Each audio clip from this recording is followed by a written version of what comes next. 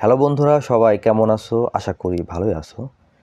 আজকে তোমাদের সাথে শেয়ার করব সমস্ত প্রকার শীতকালীন ফুল গাছের জন্য বিশেষ একটি সার তৈরি।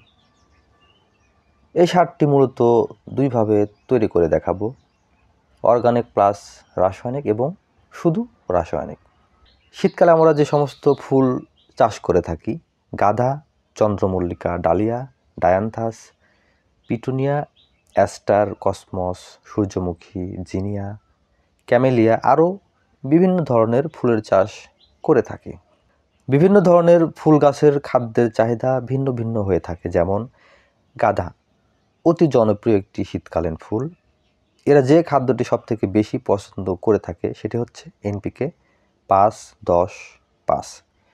পিটুনিয়া বাহারি রঙের শীতকালীন ফুল গাছ এবং এরা অন্যান্য গাছের তুলনায় একটু বেশি খাবার খায়। পিটুনিয়া যে খাদ্যটি সবথেকে বেশি পছন্দ করে সেটা হচ্ছে এনপিকে 10-10-10। ডালিয়া এনপিকে 5-10-10 অথবা এনপিকে 10-20-20 পছন্দ করে। ডায়ান্থাস এনপিকে 5-10-10 পছন্দ করে। সব গাছের জন্য তো আর ভিন্ন ভিন্ন সার কেনা সম্ভব না এবং এই সকল এনপিকে সবসময় বাজারে অ্যাভেলেবেল পাওয়া যায় না। তাই এমনভাবে সার তৈরি করবে যেন শীতকালীন সমস্ত গাছে ব্যবহার করা যায়। প্রথমে অর্গানিক প্লাস রাসায়নিক সার তৈরি করব। 250 গ্রাম খোল প্লাস 1 চামচ ডিএপি 1 লিটার পানিতে 5 থেকে 7 দিন ভেজাবো। 7 দিন পর সেই খোল ভেজা পানির সঙ্গে আরও 2 লিটার পানি ভালোভাবে মিশিয়ে 7 থেকে 10 দিন পর পর টবের সাইজ অনুযায়ী শীতকালীন সমস্ত ফুল গাছে দিতে হবে।